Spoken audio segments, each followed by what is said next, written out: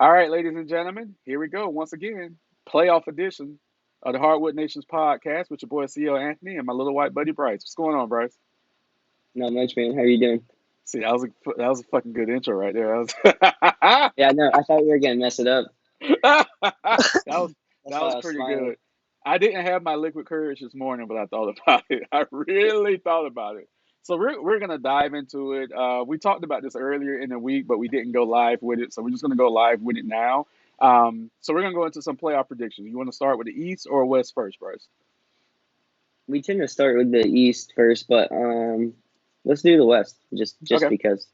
All right. So we got the 1-8 matchup between the Utah Jazz and Memphis Grizzlies. And really quick, how surprised are you that Memphis got through Golden State to get to this position?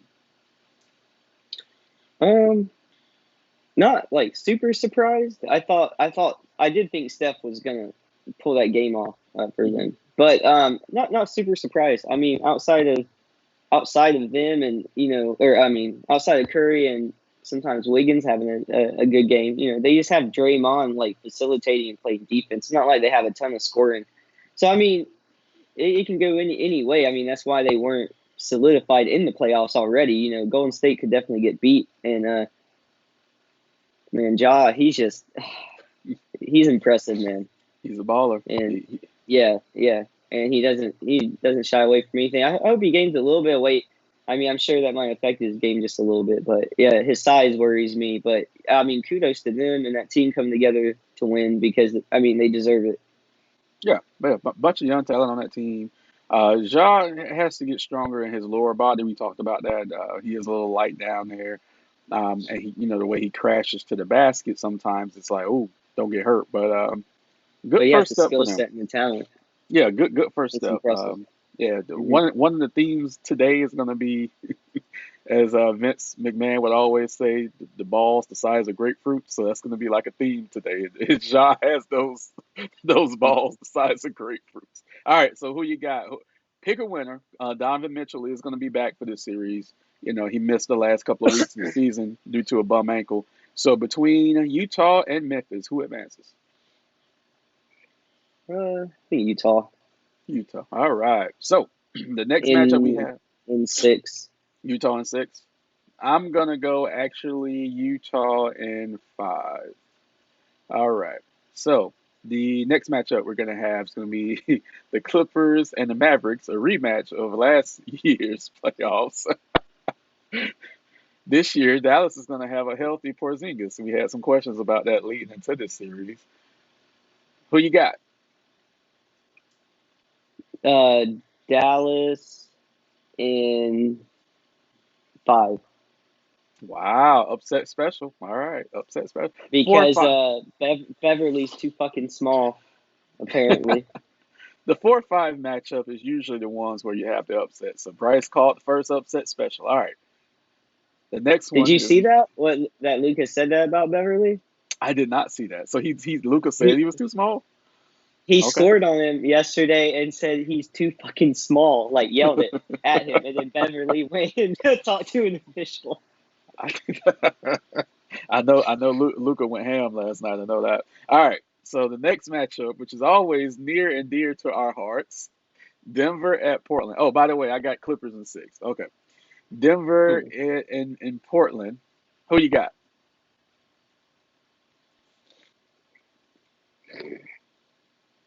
Denver Yep. in seven.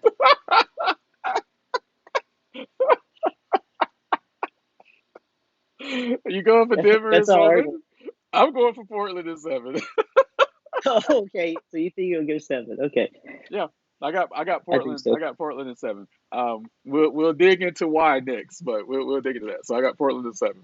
All right, so that's my upset special for the West.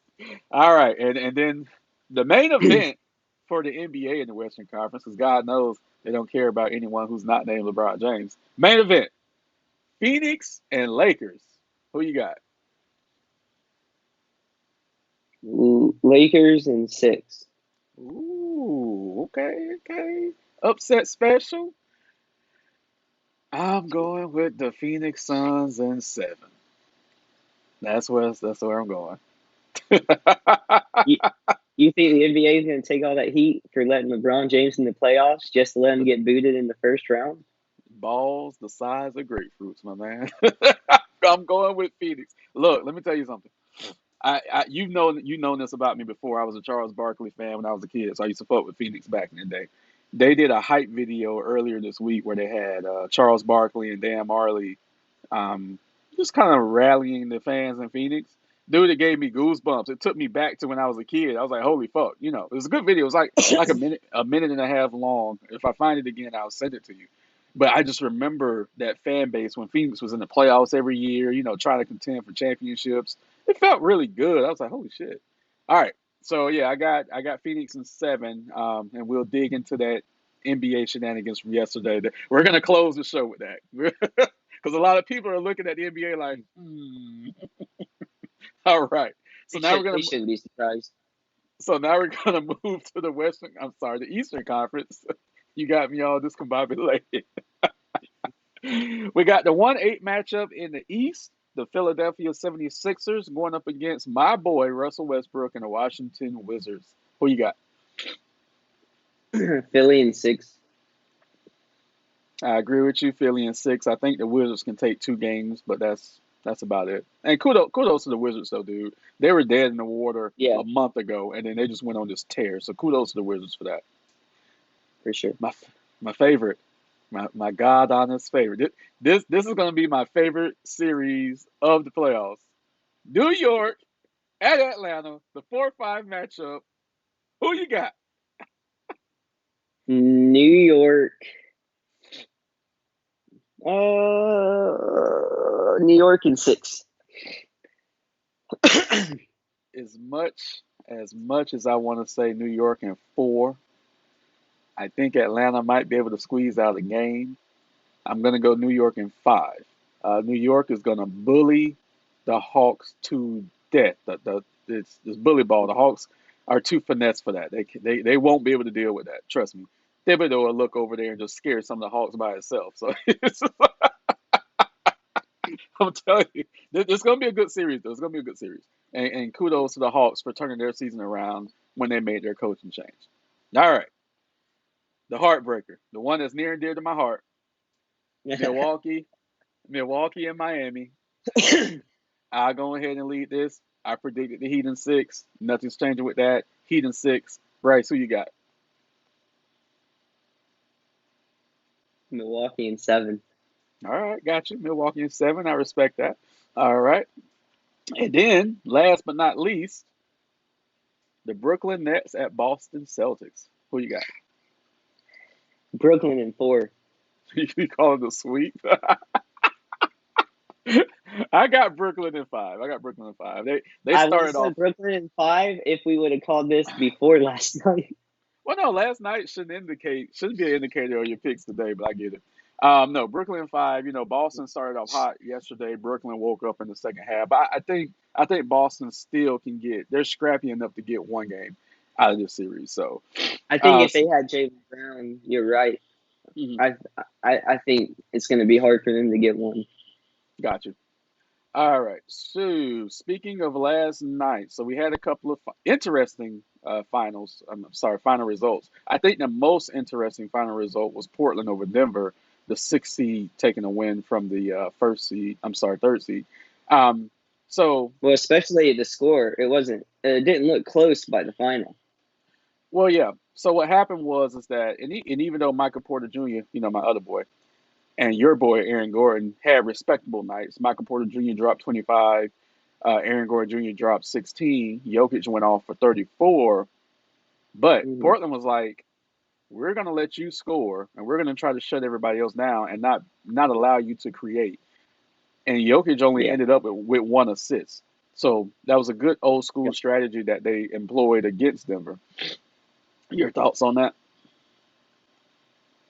They're gonna have to be creative in their strategy because I don't think like um, like the way the teams are built that Portland, you know, technically was as good of a team. So they have to use their weapons appropriately. Nurkic had a good game.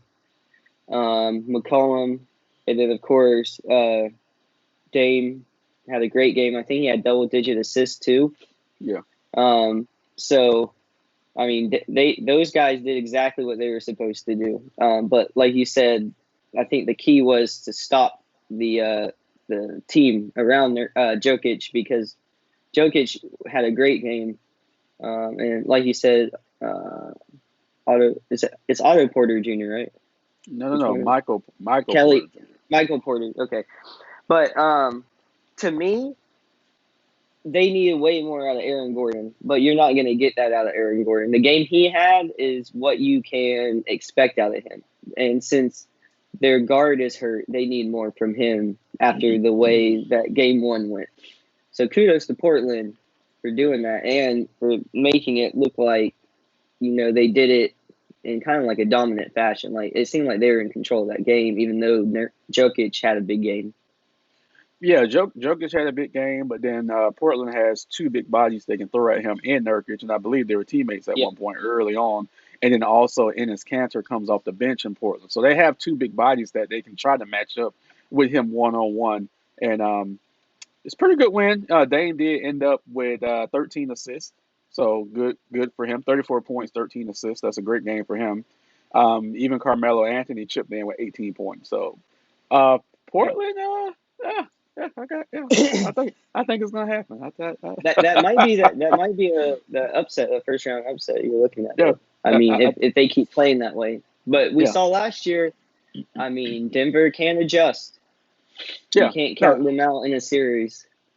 it's a good strategy though that Portland employ, and I wish a certain team in Miami would try that as well.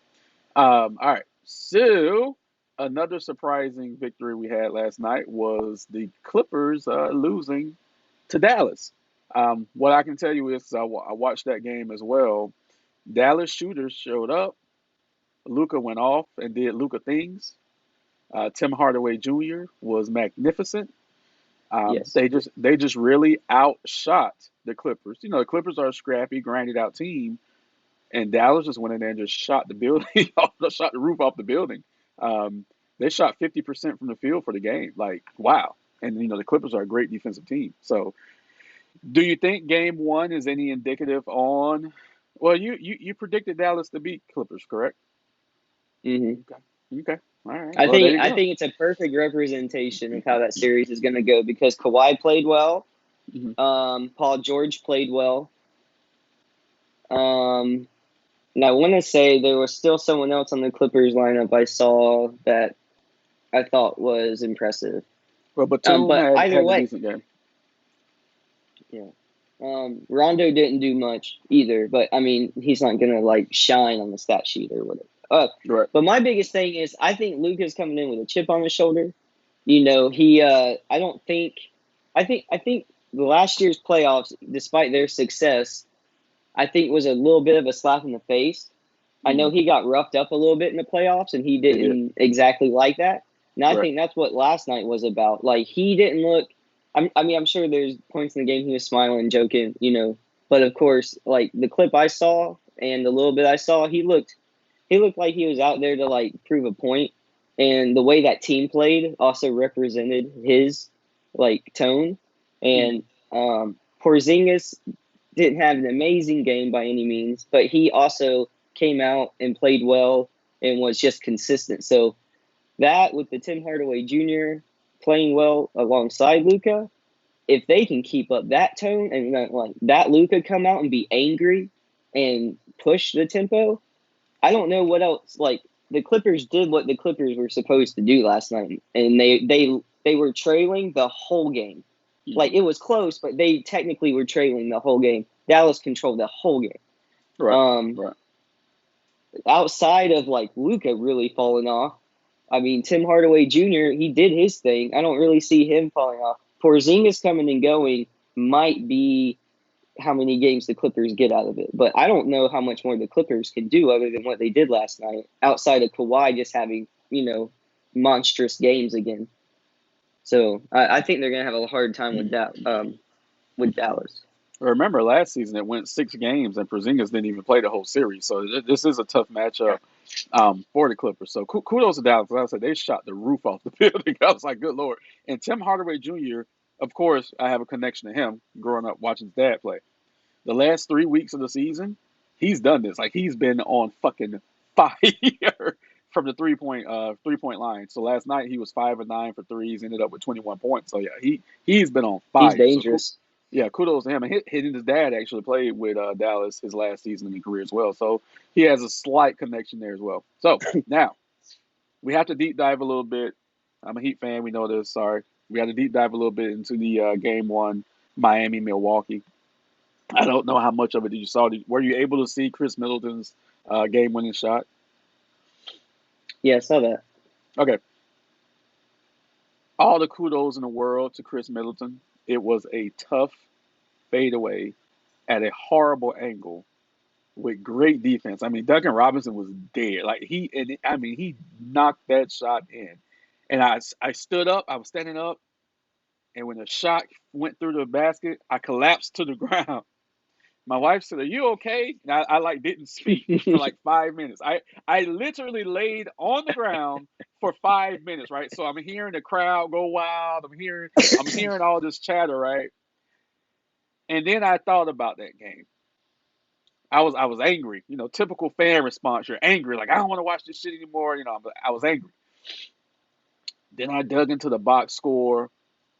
I listened to some of the Heat post game, and I was actually live chatting on Discord. So that's something that we're adding to Hardwood Nation. We have a Discord channel. So me and one of our guys, Kevin, we're actually live chatting during the game on Discord. And something hit me. Milwaukee at home, game winning shot over Miami in overtime, I may add, in overtime. And Miami's two franchise players shot 8 for 37 in the game. And I was like, you know what? That's a pretty goddamn good thing for Miami. I was like, Jimmy Butler and Bam only shot a combined 8 for 37, and we took them to overtime and only lost on the last second shot.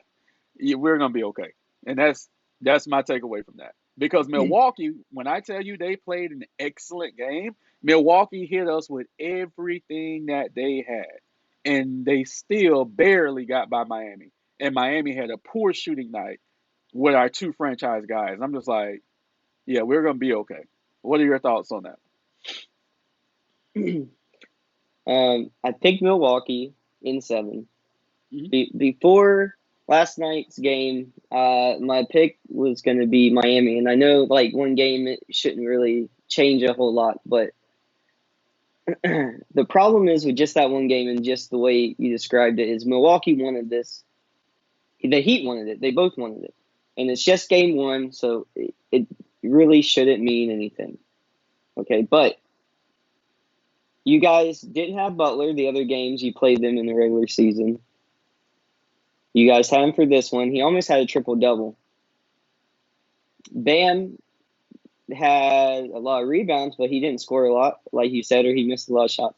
What I saw from Milwaukee was like a different type of determination. And if you go down their starting lineup and you see what those guys did, and then the way that they wanted you, winning game one for them, even in that fashion, where it's close and you can make arguments for the Heat team maybe not playing up to scale for some of their two stars.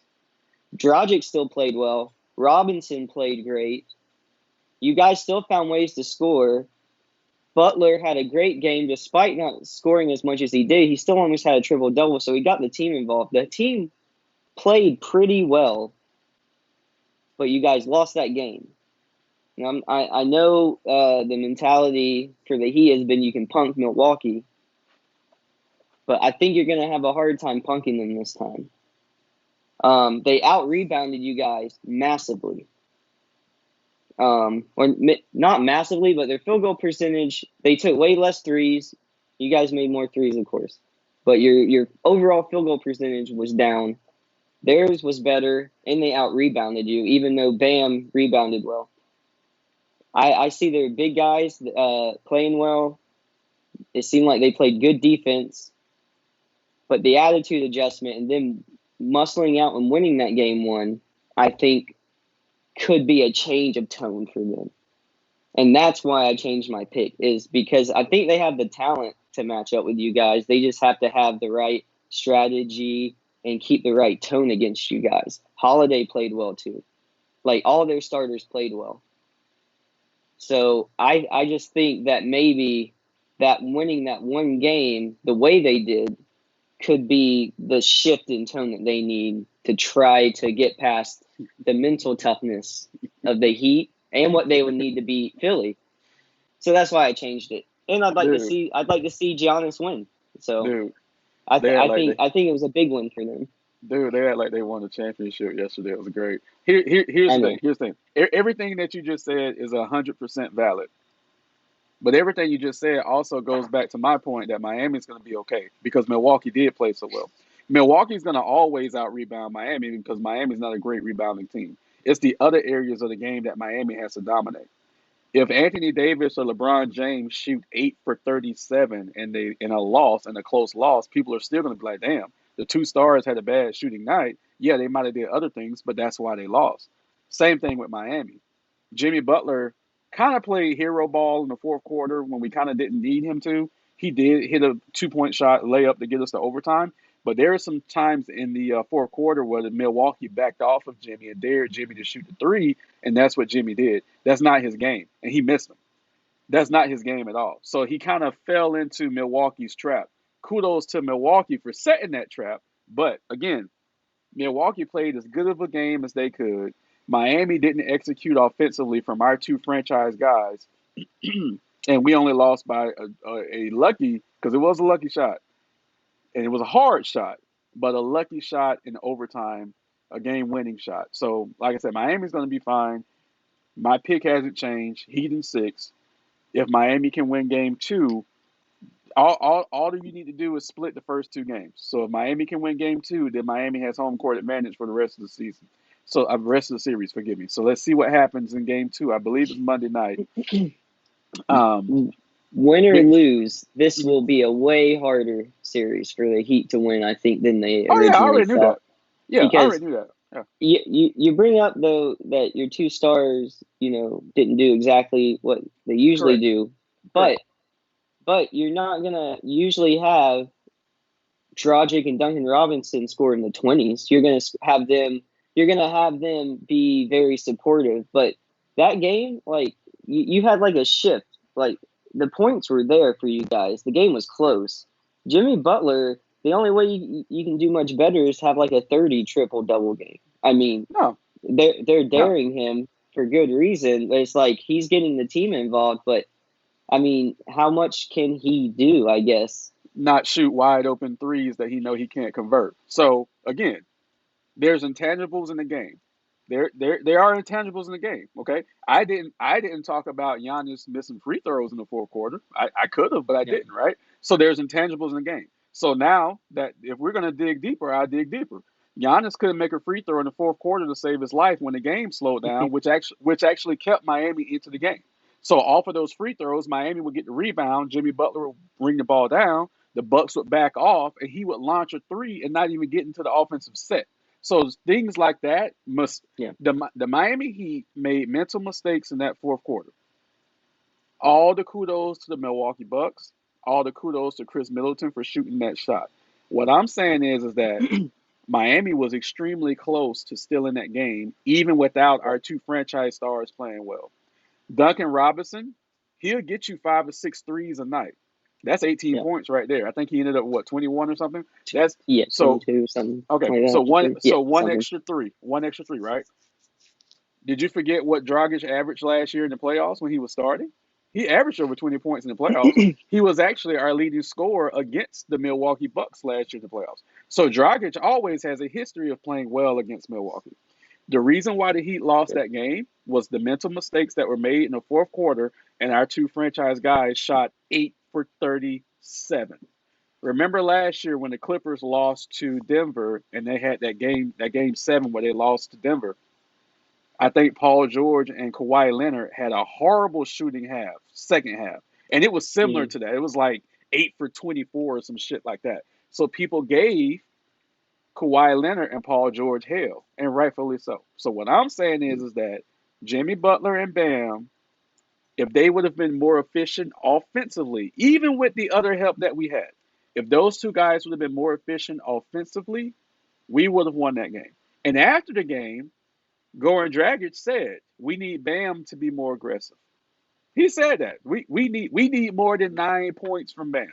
If you're going to be the second best player on this team, you shouldn't score only 9 points. I don't care if Dragic scores over 20. I don't care if Duncan Mhm. Robinson scores. Then Bam needs to have 24 or 25.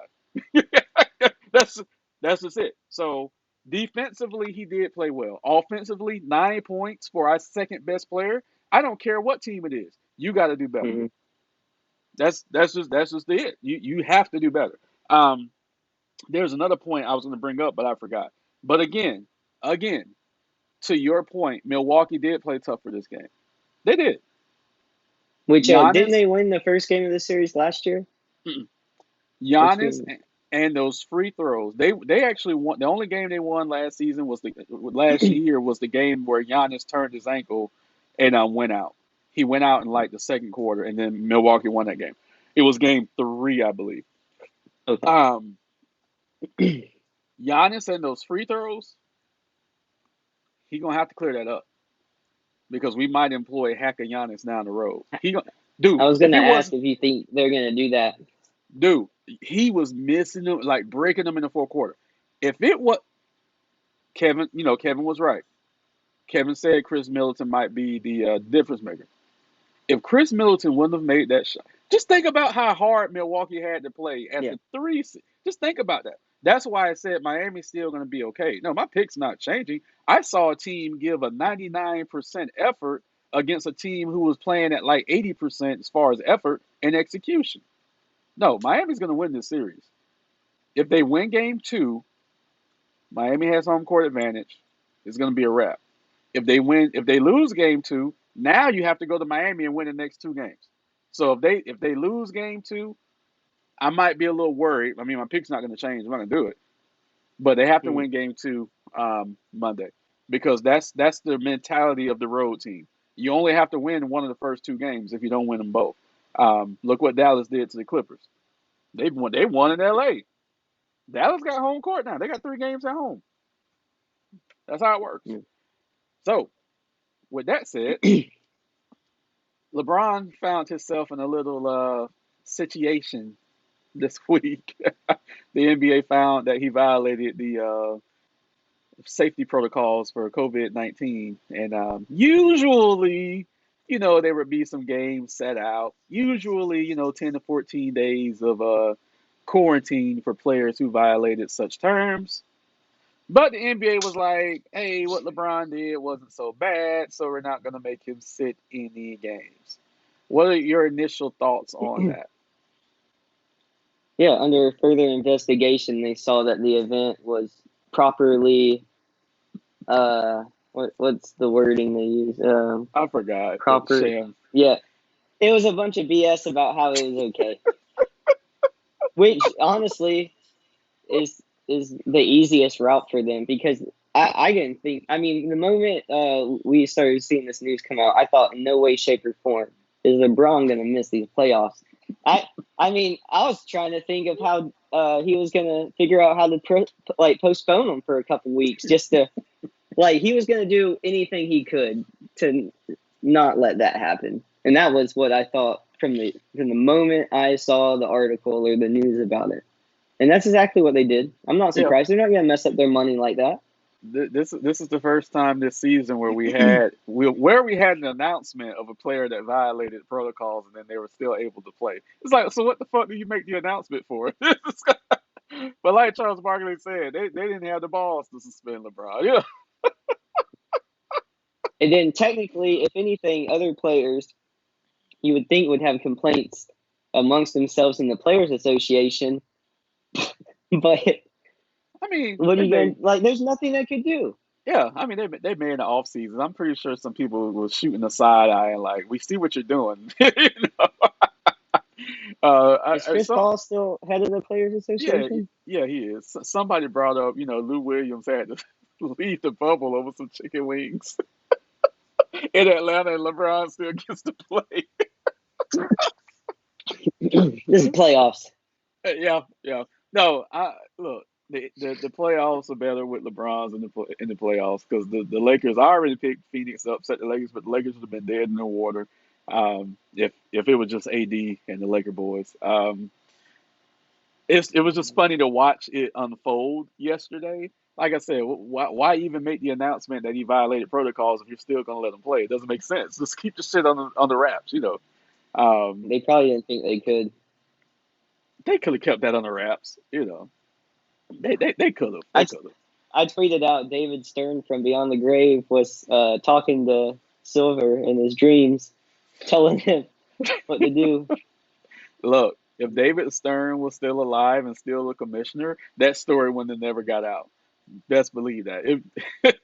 It would not have gotten out. Okay, you best believe it. And also, I didn't know this. I knew Major League Baseball had this, but the NBA has it as well, where the teams have to hit a certain threshold where 85% of the team has to be vaccinated in order for Mm. some of the safety protocols to be downgraded a little bit. And they said that the Lakers aren't at 85%. And a lot of people are speculating that LeBron hasn't gotten the vaccine because he wasn't like pro-vaccine in the beginning. So I didn't know that. But if Stern was still around, every team would be at 85%. Trust me on that. Stern would just walk by LeBron James and give him the vaccine. And he's like, "What'd you do?" He goes, "It's okay." And pat him on the back and keep going. David Stern.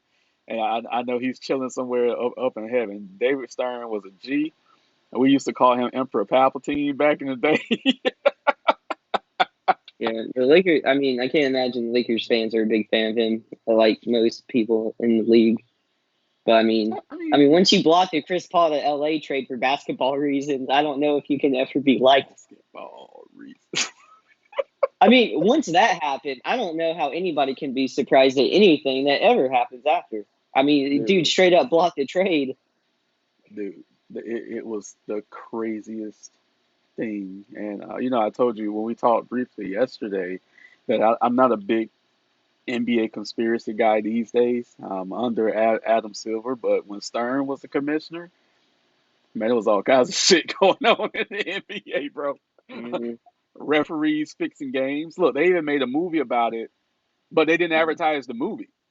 But it's out. The movie about the referee, Tim Donaghy. And he wasn't, and this is the thing, he was the poster boy of it. Tim Donaghy wasn't the only referee. They found other referees who were involved in that as well, and they quietly got fired from the league. It was a huge scandal when they were fixing games. Huge Yeah. scandals. Um, David Stern navigated the league through that. I mean, of course, Patrick Ewing being drafted by the Knicks, the first draft lottery, that was fixed. There was a time in the NBA when anytime a team opened a new arena, the same year they would end up in the NBA Finals. This happened a lot back in the day. So it's just crazy shit that was going on, dude. Mm-hmm. Oh, crazy, crazy Got to shit make on that the screen. money. They made it, bro. They made it. David Stern revolutionized the league. So, but kudos to LeBron. You know, Teflon Don, LeBron James can't do no wrong. All right, so we got some predictions to go into for today's games. All right, so I believe we have on the docket. I know the afternoon game is going to be Phoenix and Lakers. Who do you think takes game one? Phoenix. Phoenix takes game one. All right. Then we're going to have Philly at Washington. Who do you think takes game one?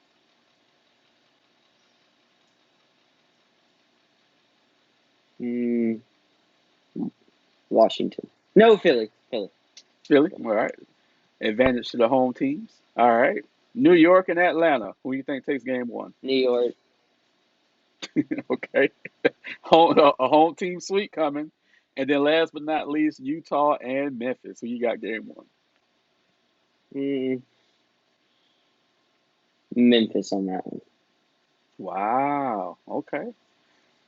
I'm with you on Phoenix. I'm with you on Philly. I'm with you on. I'm not with you on Utah. I think Utah's going to take game one. I think Atlanta is going to win the first game of this series, and then the Knicks are going to do the gentleman sweep in the series. So, yeah. I think God, if New York, dude, this is the first playoff home game for the New York Knicks since 2013. That place is going to be rocking today. You hear me? They're going to be Hopefully, rocking, man. Spike Lee doesn't piss off anybody and have them win the game for him instead. Nah, I think Spike's gonna be fine. He's gonna be fine. All right, ladies and gentlemen, that's gonna be it for this week's episode of the Hardwood Nation podcast. Thank you, Bryce. We will see you all Yep. next week.